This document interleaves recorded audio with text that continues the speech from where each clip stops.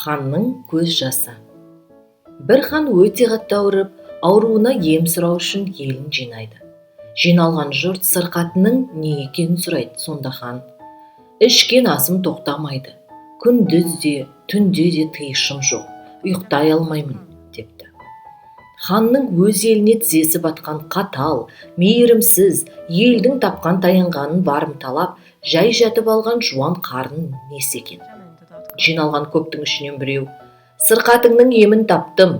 Мен айтқандай орындасаң жазыласың, орындамасаң сырқатыңның беті жаман, өлесің, дейді. Хан орындайтындығын айтқан соң әлгі адам: көздің жасымен денеңді сүрт. Көзінен жас ағып тұрған адамның көз жасын ал, және ол адамның көзінен жас неге төгілді екен, оны сұрап жазып алып отыр, дейді. Ханша сонда көп жас табылар ма екен, дегенде бір шал: ханеке, көз жасы денеңе жай сүрту, былай тұрсын, шомылуыңа да жетерлік табылар, депті. Содан кейін хан көзінен жас ағып тұрған бір шалды шақыртып, көз жасын алады да неліктен көзінен жас ағатынын сұрайды. Шал: еңбегімді хан қанады, тапқанымды хан талады, жылай-жылай екі көзім қан тамады.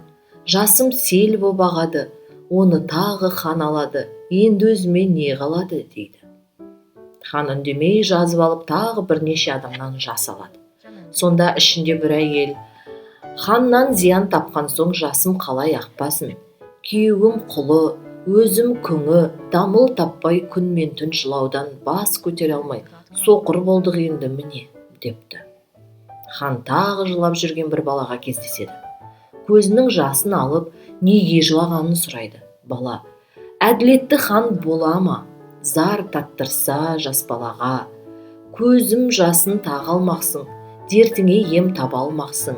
Елді жеуден тоймасаң, жебірлігін қоймасаң, дертіңе ем табылмас, өзіңе ел бағынбас. Көздің жасын жетерлік көрдің, әділеттікті ойласаң, депті. Сөйтіп хан бірнеше жүздеген адамдардың көз жасын сұрап алады. Қайсысынан сұраса да көз жасының көл болу себебі ханның өзінің жауыздығынан екенін көреді де, көздің жасымен денеңді сүрт деген адамның айтқаны өз жауыздығын өз құлағымен естісін деп айтылған ем екендігін түсініп, хан өз ісіне өте қатты ұялды, дейді.